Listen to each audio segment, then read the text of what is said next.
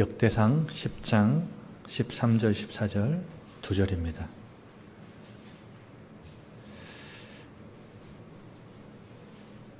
우리 같이 한 목소리로 합독하겠습니다. 사울이 죽은 것은 여호와께 범죄하였기 때문이라. 그가 여호와의 말씀을 지키지 아니하고 또 신접한 자에게 가르치기를 청하고 여호와께 묻지 아니하였으므로 여호와께서 그를 죽이시고 그 나라를 이새의 아들 다윗에게 넘겨주셨더라. 아멘.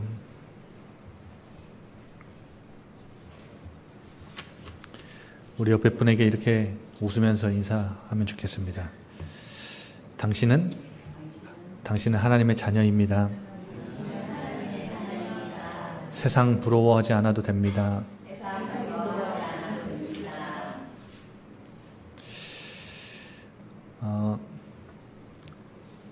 날씨가 우리 지난주보다는 이번 주가 약간은 한 1, 2도 정도 내려간 것 같아요.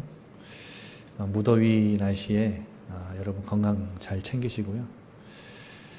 저도 너무 덥다 보니까 에어컨을 자주 켜게 되더라고요. 원래 저는 에어컨 바람을 별로 안 좋아합니다. 근데 에어컨 바람을 쐬면 몸이 막 기운이 나는 게 아니라 힘이 빠져요.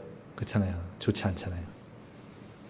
근데 너무 더우니까 어쩔 수 없이 에어컨을 켜는데 정말 몸이 이제 에어컨 바람 쐬면 쐴수록 컨디션이 안 좋은 걸 날마다 느낍니다. 그래서 이제 끝물인 것 같아요. 이제 이 무더운 날씨 잘 견뎌내시고 마지막까지 건강 잘 유의하시기 바랍니다. 저 같은 경우는 작년에 호주에 있어서 그런지 1년을 건너뛰고 이 무더위를 제가 체감을 해서 그런지 한국 무더위가 장난이 아니에요. 지금 호주는 겨울이거든요. 근데 호주는 여름에도 이제 햇볕은 뜨거운데 이제 그늘에 들어가면 선선해요. 바람이 잘 불어서. 그러니까 이 정도까지 무덥진 않았었는데 참 이 무더위가 이 습한 것 때문에 또 제주도는 더 많이 습하잖아요. 습한 것 때문에 더 힘든 것 같습니다.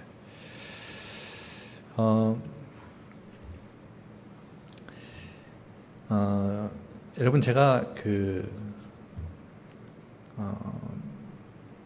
예전에 물대농산교회에 있을 때 전도사로 있을 때 그전에도 제가 서울에서 신학교 다니면서 전도사를 했지만요. 그때랑 지금이랑 비교해보면 이런 메시지나 이런 뭐라죠? 느껴지는 그런 분위기나 이런 것들이 많이 달라졌어요. 그때 저를 경험해 보신 분들은 아시겠지만 많이 달라졌는데 많이 달라진 계기가 하나가 있었거든요. 그 계기가 뭐였냐면 저는 목회자로서 이제 사역을 하고 또 메시지를 하고 또 성도들을 만나고 아이들을 만나고 그렇게 하는데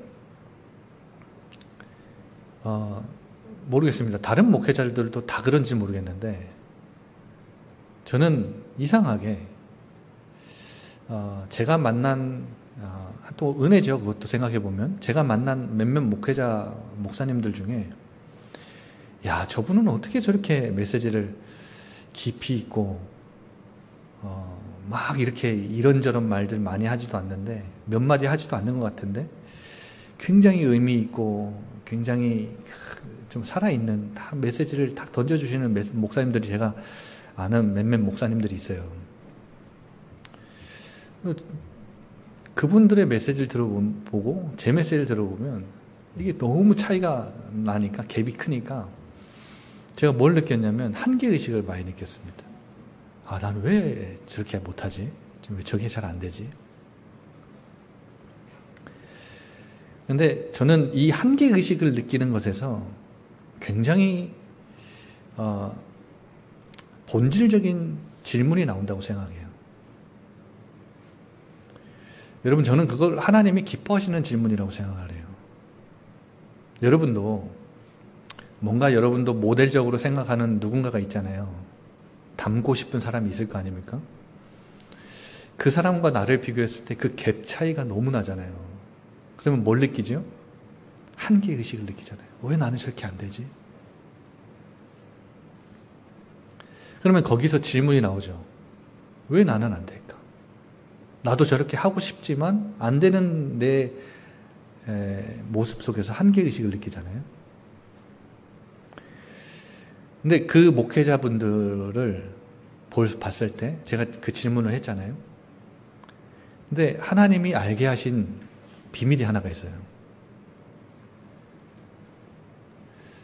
제가 존경하고 닮고 싶은 그 목사님들의 공통점 특징이 하나가 있더라고요. 그게 뭐냐면, 저분들은 저것 때문에 나랑 메시지의 깊이와 이게 다르구나. 그걸 느낀 그 특징이 뭐였냐면, 이분들은 자신만의 방법으로 묵상하는 방법이 있더라고요. 다 묵상을 해요. 목사님들도 각자의 삶에서 하나님을 만나고 말씀을 통해 묵상을 하고 기도를 하고 저게 나한테는 없었구나. 그게 발견이 되면서 제가 도전하기 시작한 거예요. 제가 그분들을 똑같이 한다 이 말이 아니라 아직도 턱없이 부족하지만 하나님이 그 한계를 만난 저에게 그 질문을 했을 때 보여주신 답이 그거였어요. 여러분, 명상과 묵상은 좀 다릅니다. 명상은 내가 뭔가의 일을 골똘히 깊이 생각해 보는 거예요.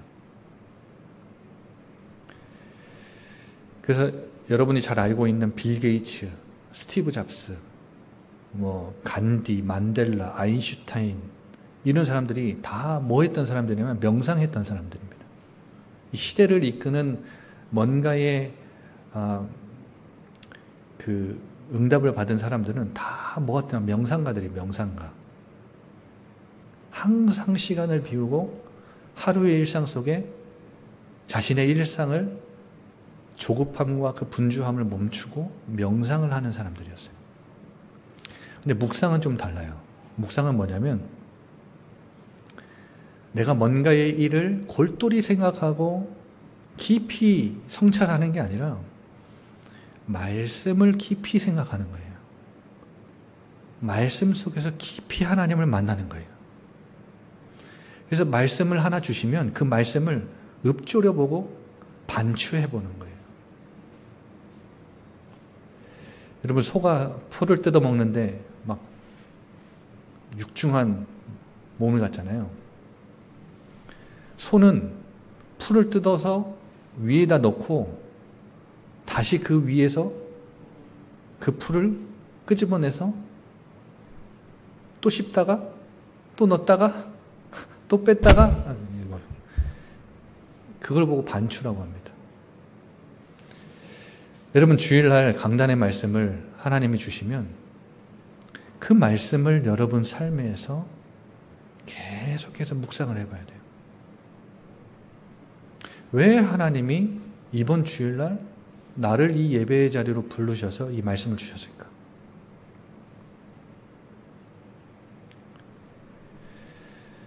여러분, 저는 여러분에게 오늘은 지난주는 세상 부러워하면 안 된다.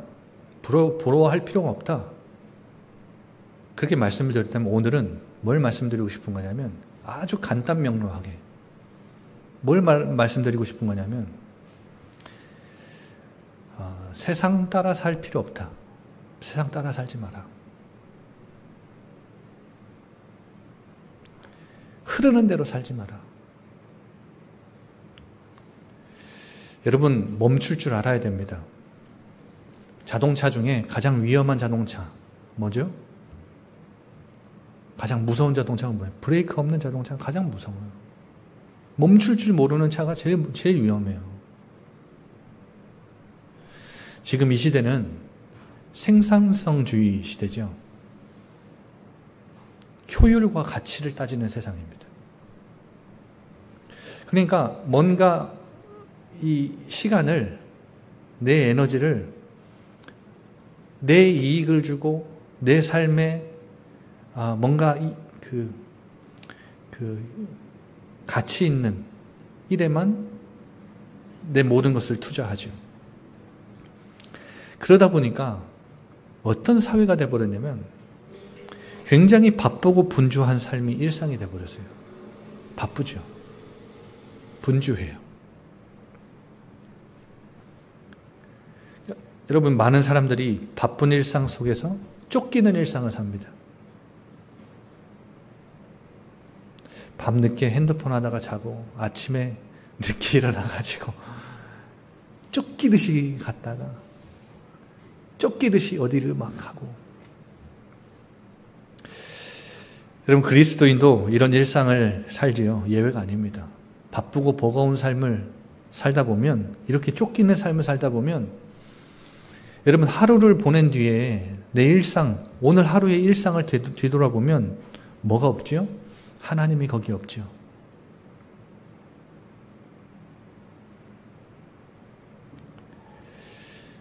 지금 이 시대에 사탄의 가장 강력한 무기가 뭔지 아세요? 크리스찬들도 하나님 없는 이 일상을 습관화시킨다는 겁니다. 하나님이 없어요. 오늘 하루를 살았는데 아침에 하나님 앞에, 말씀 앞에 멈춰본 시간이 없었기 때문에, 이 묵상한 시간이 없었기 때문에 하나님이 없어요. 오늘 하루 그냥 내 소견에 오른 대로 살아요. 그냥 내가 선택하고 판단하고 내가 결정하고 그냥 하나님과 함께하는 삶이 아니라 그냥 내가 옳은 대로 사는 거예요. 기분 따라, 감정 따라, 생각 따라, 상황 따라. 여러분, 상황이 좋으면 기뻤다가 상황이 안 좋으면 또 우울했다가 일희일비하면서 이렇게 여러분 조급하고 분주한 바쁜 일상, 쫓기는 일상은 하나님 없는 삶을 습관화하면 안 됩니다. 이게 가장 무서운 거예요. 여러분, 사탄이 우리가 하나님 자녀 되는 걸 막을 수 있나요? 없죠. 우리가 이 흑암의 권세에서 하나님의 나라의 백성으로, 자녀로 옮기는, 구원은 일종의 영역 이동이거든요. 구원받은 것은 사탄이 막을 수가 없어요. 그런데 뭐예요? 구원받은 하나님 자녀의 삶을 하나님과 연결되지 못하도록, 하나님 앞에 멈춰보지 못하도록, 말씀 앞에서 잠깐이라도 멈춰보지 못하도록 계속 분주하게 만들어요. 바쁘게 만들어요.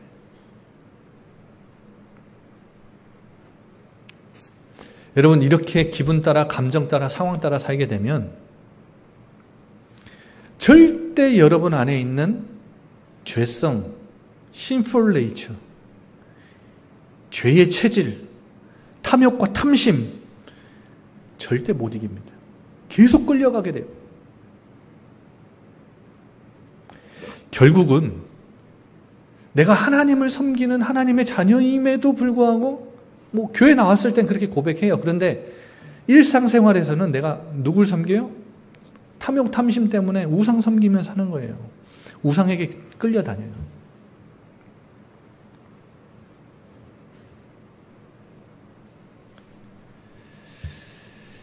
우리 지난주 새벽 기도에 계속해서 다윗의 시편을 봤잖아요. 이스라엘 민족이 왕을 세워달라고 해서 하나님이 사울 왕을 세웠죠. 이 사울 왕과 다윗 왕을 보면, 비교해 보면 극명한 차이가 있는데, 이 두 사람의 극명한 차이도 뭐냐면 결국은 이겁니다. 이거.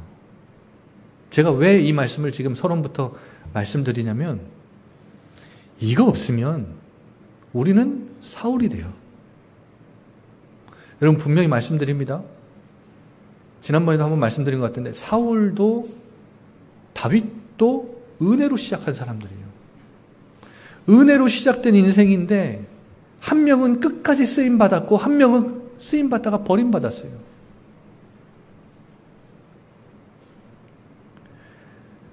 여러분, 우리도 은혜로 시작해서 구원받은 하나님 자녀인데 끝까지 쓰임받는 사람이 있고 끝까지 쓰임받지 못하는 사람이 있다는 거예요. 그리고 내 안에 사울과 다윗은 둘 다 공존해요. 내가 오늘을 어떻게 사느냐, 내가 무엇을 선택하며 사느냐, 말씀 오늘도 주시면 반응하며 사느냐, 아니면 그냥 흘러가는 대로 사느냐, 바쁘게 쫓기듯이 일상을 살아가느냐, 하나님 없이, 하나님 앞에 멈춰보는 시간 없이 그냥 사느냐. 여러분, 이거는 여러분의 선택입니다. 그런데 차이는 극명해요. 오늘 본문 말씀 보세요. 사울을 버린 이유가 뭐예요? 사울을 버리신 이유가 뭐예요? 범죄했기 때문이래요. 사실 두 가지 이유라고 적었는데 한 가지 이유에 범죄했기 때문이에요. 근데 이 범죄의 두 가지가 있죠. 두 가지 범죄를 했다는 거죠. 어떤 범죄죠? 첫 번째, 말씀을 지키지 않았다. 이거 하나님 앞에서는 죄예요. 사울이 이스라엘의 초대 왕이었고 은혜로 시작했고 하나님의 은혜로 승리를 했고 이스라엘 민족을 지켰고 구원했고, 그러나 사울은 결국 그의 삶에서 점점 말씀을 가볍게 여기는 삶을 살았죠. 사무엘상 13장에 보면 통치 2년 만에 블레셋과의 전쟁을 치르는데 수적으로 너무 열세해요. 너무 부족해요. 그리고 이제 그 블레셋은 철제 병기를 갖고 있었는데, 한마디로 칼과 창이 있었는데, 이스라엘에는 사울과 요나단에게만 칼이 있었어요. 그러니까 공격력도 무기도 없어요. 이스라엘은 다 뭐 호미 뭐 이런 거 들고 나왔어요. 숫자도 없는데 공격력도 없어요. 너무 불리해요. 그러니까 블레셋 군대가 해변가에 많은 모래처럼 몰려오니까 이 군인들이 얼마나 두렵습니까? 무기도 마땅하지 않고. 그러니까 어떻게 해요? 다 도망가요. 막 흩어져요. 막 굴로 막 어디로 막 다 숨어요. 그런데 사무엘이 오기로 한 그 7일, 정한 기간이 있었거든요. 내가 7일 안에 올게. 기다려. 그때 하나님께 제사 드리고 하나님께 묻고 하나님 말씀 따라 행동하면 반드시 승리할 것인데, 숫자가 문제가 아니었잖아요. 이스라엘 민족이 이제까지 가나안 땅 입성하기 전까지 그 모든 행적을 봤을 때, 우리 예전에 말씀 나눴잖아요. 이스라엘이 숫자 때문에 이겼습니까? 공격력이 우세해서 이겼어요?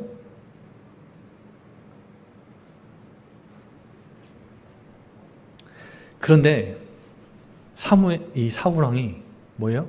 기다리지 못하는 거예요. 너무 조급한 거예요. 분주한 거죠. 그래서 사무엘을 결국 기다리지 못하고 제사를 드려버려요. 자기가 제사를 주도해버리죠.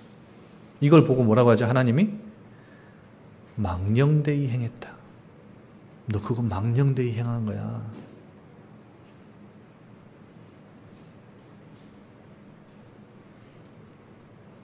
여러분, 아무리 극한 위기 상황이라도 불순종을 합리화시킬 수는 없습니다. 하나님 그거 죄라고 여기세요.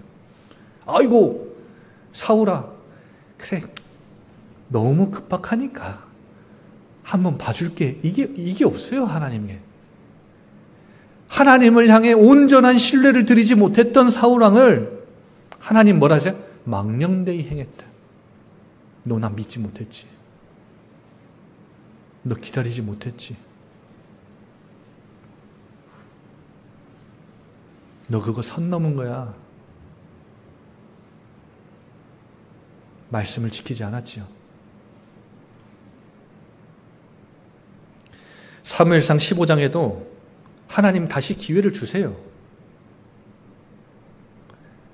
이스라엘 민족이 처음에 출애굽해서 나왔을 때 뒤에서 친 민족이 있었죠. 아말렉. 하나님이 그거 기억하셨어요. 여러분, 하나님은 하나님 자녀, 하나님 백성 건드린 원수들 기억하고 계십니다. 그래서 내가 심판할 이유가 없어요. 그냥 하나님 앞에 이르세요. 제가 새벽에도 말씀드렸지만 저는 블랙리스트가 있습니다. 제 기도 제목에 블랙리스트가 있어요. 저는 그 사람들 매일 새벽에 저주합니다. 여러분 아마 상상도 못하는 저주를 제가 퍼부어요. 근데 제가 근거가 있어요. 시편에 보면 시편 기자가 자녀들까지 막 저주하는 기도가 있습니다. 그러니까 정제되지 않은 기도를 막 쏟아내요. 여러분, 제가 이런 기도를 하는 이유가 뭐냐면 내가 그 원수를 갚지 않으려는 거예요. 여러분, 이렇게 하나님 앞에 정제되지 않은 기도가 없으면, 솔직 담백한 기도가 없으면 뭐 해야 돼요? 내가요, 기회 되면요 막 안 갚음하려고 그러죠. 근데요, 이거 하면요 굳이 내가 안 갚음 안 해도 돼요. 이 기도의 근거는 뭐예요? 하나님이 아시니까 하나님이 갚아달라 이거예요. 여러분, 혹시 원수같이 여기는 분들 계세요? 막 저주를 퍼부으세요. 그 앞에서 막 고상한 척, 하나님, 저 사람이 나에게 상처를 줬지만 사랑할 수 있는 마음을, 우리 수준 그런 거 아닌 거 아시잖아요. 여러분, 제가 아는데 자꾸 거짓말하지 마시고. 어떤 교회 가면 그것도 사랑 못합니까? 저는 목사인데도 사랑 못해요. 미워하는 사람 미워요. 저에게 상처 준 사람 열받습니다. 속으로 저주해요. 계속 하나님 앞에 내가 안 갚으려고. 여러분은 블랙리스트에 없습니다. 걱정하지 마십시오. 여러분은 제 수첩에 축복 기도 리스트에 있습니다. 저는 민수기서 6장 22절에서 27절 항상 여러분을 위해서 하나님 지키시고 복 주시고 얼굴을 비추사 은혜 주시고 얼굴을 향하여 대사 평강 달라고. 왜냐하면 아론과 그의 아들들에게 이스라엘을 위해 이렇게 축복하면 하나님이 축복하시겠다고 약속하시는, 저는 이 약속 붙잡고 계속 여러분을 위해서 기도합니다. 모르죠. 저한테 상처 주면 여러분 이 축복 리스트에서 블랙리스트로 갈 수도 있으니까 조심하시고. 농담입니다만, 여러분, 저는 하나님 앞에 가면 없어요. 솔직하게 다 얘기합니다. 어제 있었던 일도 다 털어놓고, 어제 또 제가 잘 말씀 따라 살지 못했던 거 있으면 또 그것도 털어놓고요.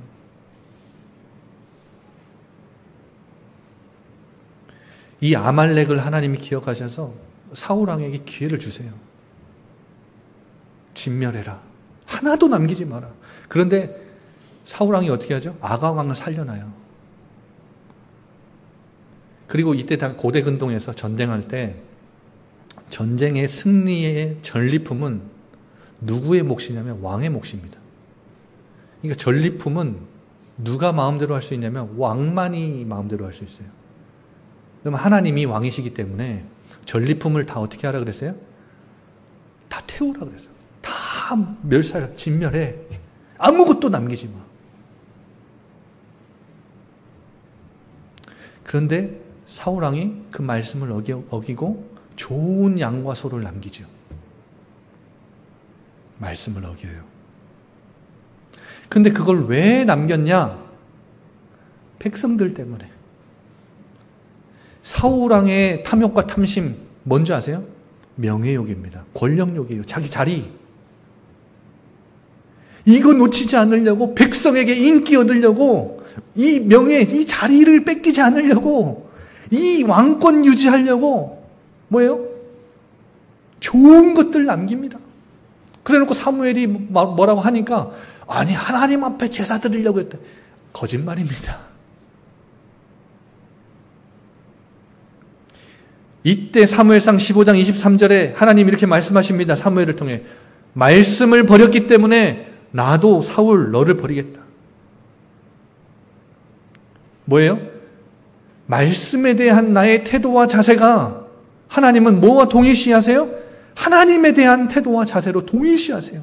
여러분 이 시간에 말씀을 어떻게 대하느냐 그 자세와 태도가 여러분 하나님을 대하는 태도와 자세입니다. 똑같은 거예요. 하나님은 여러분의 말씀을 어떻게 받느냐 이 받은 말씀을 한 주간에 어떻게 대하느냐 소중히 여겨서 이 말씀 앞에 머무르고 하나님 앞에 머무르는 이 시간을 내가 어떻게 갖고 사느냐 그게 여러분 하나님을 대하는 태도와 자세예요. 하나님은 동일시 여기세요. 말씀이 곧 하나님이에요.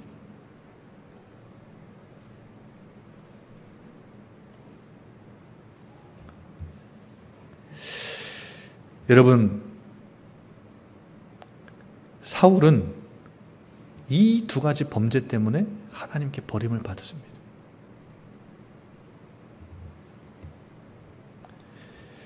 그리고 신접한 자를 찾아가죠. 말씀을 지키지 않았고 신접한 자를 찾아가요. 사무엘상 28장에 보면 그 장면이 나오는데 블레셋과의 전쟁이 다시 발발했어요. 사무엘은 죽었어요. 누구한테 물을 사람도 없어요. 두렵고 크게 떨렸어요. 하나님께 물어도 대답이 없으니까 하나님 버리셨으니까 하나님이 사울을 버리셨어요. 그러니까 물어도 대답을 안 하시는 거예요. 그러니까 자기가 쫓아낸 신접한 여인 무당을 쫓아가는 거예요. 그냥 우상 섬기는 거예요.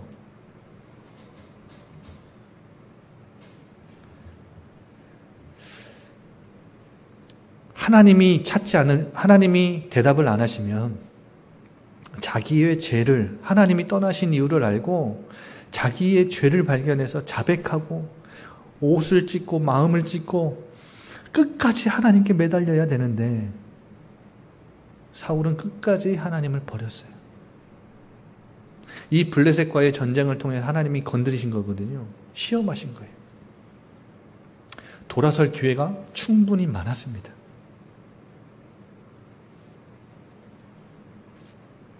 근데 무당을 찾아가요. 이 하나님 앞에서 큰 범죄입니다.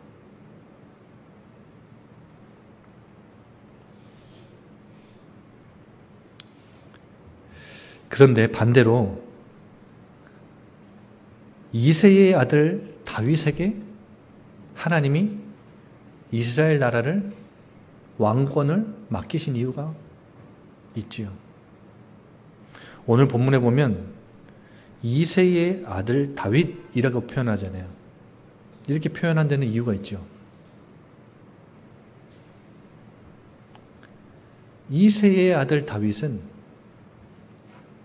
어린 시절에 다윗이 이새의 밑에 이새라는 아버지의 슬하에서 자라날 때 하나님이 선택하셨다는 거예요. 무슨 말인지 아시겠어요? 시편 78편 70절에 보면 이런 말씀이 있습니다. 그의 종 다윗을 택하시되 양의 우리에서 취하셨다. 다윗이 언제 어디에 있을 때 택하셨다고요? 양의 우리에 있을 때 택하셨다. 젖 양을 지키는 중에 다윗을 하나님이 이끌어내셨다. 목동 시절에 그 아버지의 양을 그 들판에 나가서 외로운 곳에서 그 외롭고 쓸쓸한 그 현장에서 다윗이 아버지의 양을 지킬 때 아버지의 양이지만 자기의 양처럼 전심으로 온 마음을 다해 충성을 다해서 이 양들을 지킬 때 나중에는 골리앗을 만나서 돌팔매질을 하면서 골리앗을 때려잡을 만큼 이 양을 지키기 위해 전문성을 준비하고 하나님을 묵상할 때 사무엘상 16장 6절에서 7절에 보면 사무엘이 하나님의 이 명령으로 이새의 집에 가죠. 그래서 왕을 이제 사울을 이어서 왕을 기름 부으려고 갔는데 이새가 다윗은 부르지도 않았어요. 아들들을 쫙 불렀는데요. 사무엘이 첫째 아들 엘리압을 딱 봤어요. 근데 이 엘리압이 사울 왕처럼 굉장히 키가 크고 용모가 뛰어났나 봐요. 누가 봐도 왕이 될 상이나요. 사실 사무엘은 이 사울 왕도 굉장히 좋아했거든요. 굉장히 친했습니다, 둘이. 사무엘이 마음속에 엘리압을 보고 이야, 하나님이 택한 사람이구나. 근데 7절에 보면요. 하나님이 이렇게 말씀하시죠. 용모와 키를 보지 마라. 나 여호와는 사람은 외모를 보지만 나 여호와는 뭘 본대요? 중심을 본대요. 그러면 다윗이 목동으로 있을 때 뭐가 맞았다는 거예요? 목동으로 있을 때 뭐가 있었다는 거예요? 하나님을 향한 중심이 있다는 거죠. 사도행전 13장 22절에 보면 바울이 설교를 하는 내용 중에 다윗에 관한 이런 내용이 있어요. 내가 이새의 아들 다윗을 만나니 내 마음에 맞는 사람이라. 내 뜻을 다 이루리라. 하나님이 사울 왕을 버리시고 그 다음에 누군가를 왕을 세우시려고 이 사람도 찾아가 보고 저 사람도 찾아가 보고 이 사람도 만나보고 저 사람도 만나보고 자신을 향한 중심이 올바른 사람, 당신과 마음이 맞는 사람, 당신의 마음에 딱 합한 사람을 찾으려고 여기도 가보고 저기도 가보고 그런데 그 어린 나이에 아버지의 양을 치려고 저 들판에 나가 있는 다윗을 딱 만났는데요. 이 다윗이요. 하나님 마음에 딱 맞는 사람. 딱 정확히 합한 사람. 중심이 딱 올바르게 서 있는 사람. 그 들판에서 뭐 했던 사람이에요? 묵상했던 사람이에요. 근거가 뭡니까, 목사님? 다윗이 위기를 만났을 때 시편 23편 1절 뭐죠? 다 아시지요? 여호와는 나의 목자시니 내게 부족함이 없으리로다.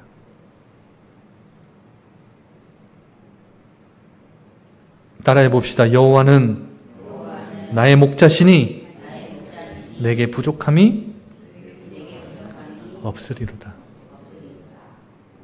이 고백이 그냥 튀어나온 게 아니에요.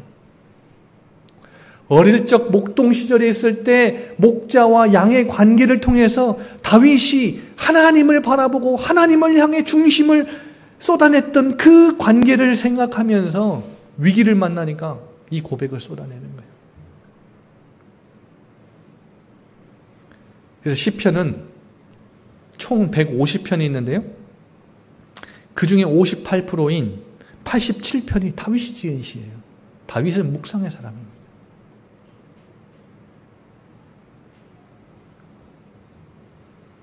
그래서 이번 주 새벽 기도에는 다윗이 만난 수많은 사건들 중에 하나님 앞에 멈춰서 봤던, 말씀 앞에 멈춰서 섰던 다윗의 행적을 한번 같이 나눠볼까요?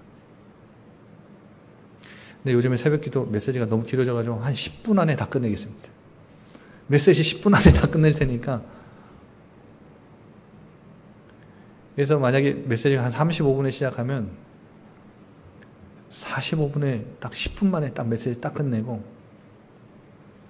할 테니까 너무 길다고 뭐라 하지 마시고 들으십시오.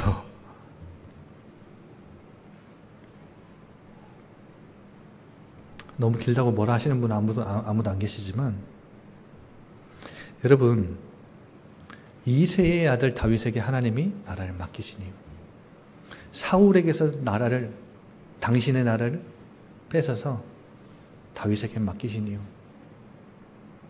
목동 시절에 자신의 마음에 딱 맞는 사람이기 때문에. 뭘 했던 사람이에요? 하나님과의 관계를 딱 맺고 하나님을 향한 중심이 딱 올바르게 서 있던 사람.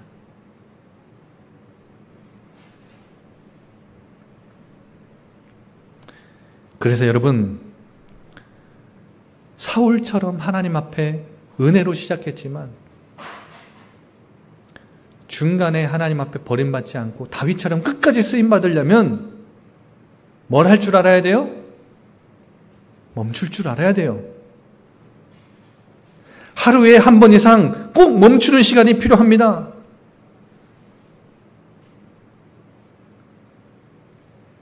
그래야 세상 따라가면서 살지 않을 수 있어요. 세상 흘러가는 대로 살지 않을 수 있어요. 누군가 몰아가는 대로 살지 않을 수 있고, 이 세대가 흘러가는 대로 살지 않을 수 있고, 사탄이 여러분을 끌고 가는 대로 살지 않을 수 있어요. 이거 없으면 탐욕과 탐심 절대 못 이깁니다. 여러분 안에 있는 이 탐욕과 탐심, 우상에게 우상숭배하면서 하나님보다 먼저 되게 만들고 하나님보다 우선순위를 두고 살게 만드는 그 탐욕과 탐심 절대 이길 수 없어요. 저항을 해봐야 돼요. 저항을. 여러분, 우리 바닷가에 가서 이번에 해변 가서 수영해 보셨습니까? 여러분, 물가에 가서 우리가 발버둥 안 치면 어떻게 돼요? 떠내려가요. 흘러 떠내려가지 않으려면 저항을 할 줄 알아야 돼요. 그런데 세상 사람들이 하지 못하는 우리 하나님 사람들만 할 수 있는 저항이기 때문에, 구별된 저항이기 때문에 거룩한 저항이다. 여러분, 이번 한 주간 거룩한 저항을 해보세요. 지금 계속 하나님과의 관계를 말씀드리잖아요. 제가 왜 이 말씀을 계속 드리냐면, 제주도에 오려고 할 때 제주 땅에서 제가 뭘 해야 될지 하나님 앞에 기도하다가 받은 응답이 그거예요. 하나님, 제가 제주도 땅에 가서 뭐 하면 됩니까?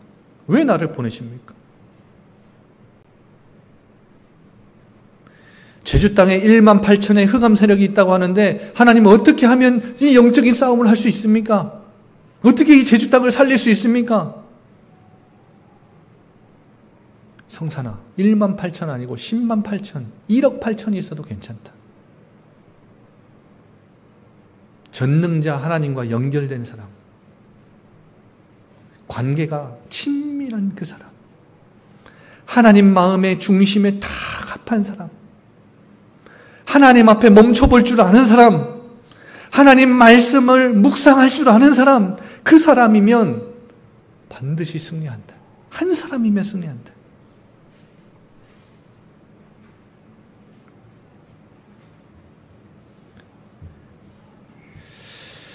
그래서 여러분, 묵상에는 3단계가 있습니다. 첫 번째 단계가 뭐예요? 스탑이에요. 스탑. 멈출 줄 알아야 돼요. 이번 한 주간 하나님 앞에 멈춰 보십시오. 그 시간을 찾아보십시오. 말씀을 들어놓고도 허투루 생각하지 않고, 가볍게 생각하지 않고, 말씀이신 하나님을 말씀 앞에 내가 소중히, 아주 내 삶에 가장 중요하게 여기고 하나님 앞에, 말씀 앞에 멈춰 보십시오.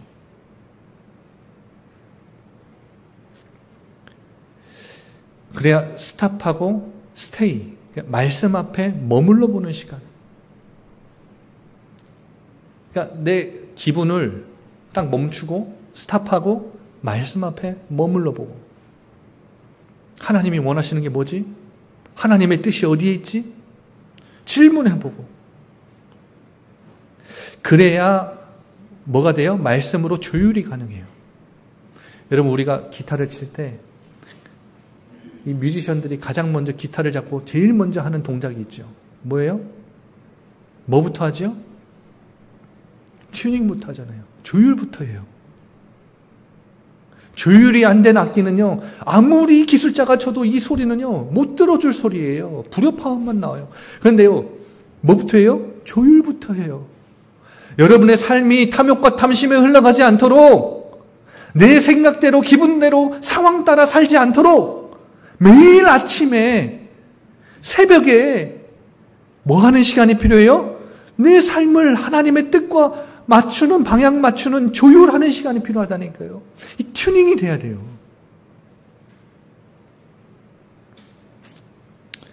그래서 말씀 속에서 하나님의 뜻을, 계획을 보여주시면 스텝 해보는 거예요. 거기에 걸음을 한 걸음씩 떼보는 거예요. 스탑하고, 스테이하고, 스텝 밟아보는 거예요. 여러분, 이게 하나님 자녀의 묵상의 비밀입니다. 이번 한 주 동안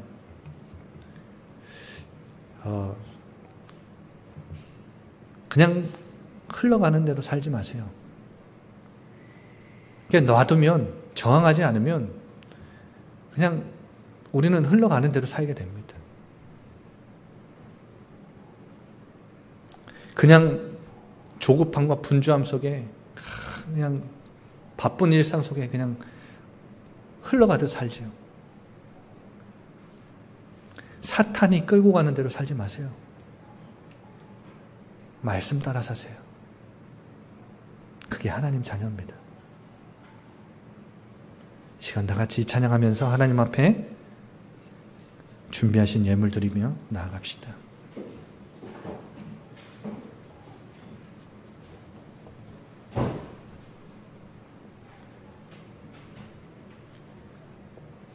사울은 그 조급함과 분주함 속에 말씀 앞에 머무는 시간이 없었어요. 하나님이 주신 말씀, 그 명령을 기억하는 시간이 없었어요. 결국 말씀을 불순종하고 신접한 자를 따라가고 하나님께 끝까지 쓰임받지 못했죠. 다윗은 끝까지 쓰임받았던 비밀이 바로 이 속에 있었어요. 하나님 앞에, 말씀 앞에 흘러가는 대로 살지 않고 멈추고 말씀 앞에 머무는 시간이 있었어요. 묵상의 비밀이 있었다고요. 여러분, 말씀 앞에 머물러 보세요. 묵상해 보세요. 곱씹어 보세요. 읊조려 보세요. 끄집어내고 끄집어내서 반추해 보세요. 하나님의 뜻과 계획이 보일 겁니다. 이 시간 나같이 찬양합시다. 주 품에 품으소서. 주 품에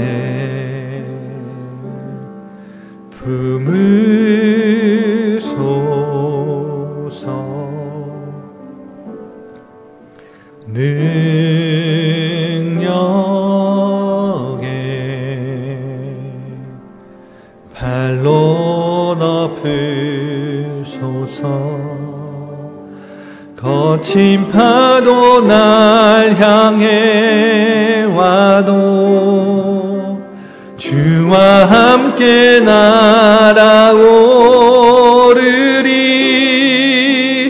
폭풍 가운데 나의 영혼 잠잠하게 주를 보리라.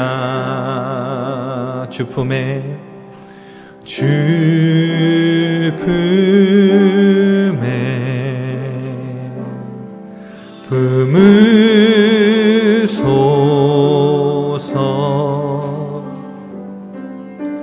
능력에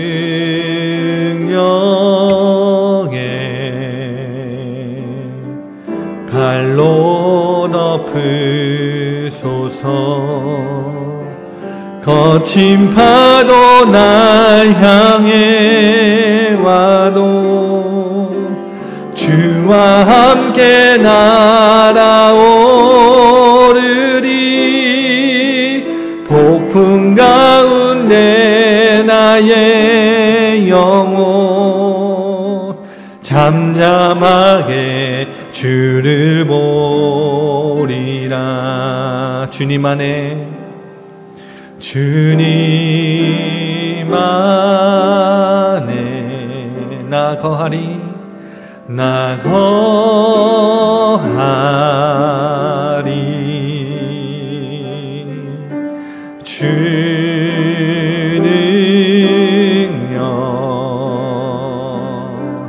나 잠잠히 믿네. 거친 파도 날 향해 와도 주와 함께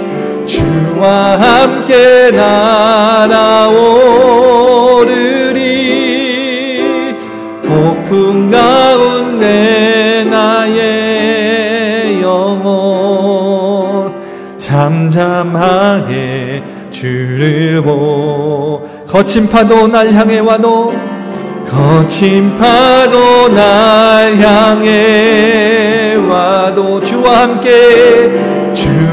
함께 날아오르리. 폭풍 가운데 나의 영혼 잠잠하게 주를 보. 거친 파도 날 향해 와도 거친 파도 날 향해 주와 함께 날아오르리. 주와 함께 날아오르리. 폭풍 가운데 나의 영혼 잠잠하게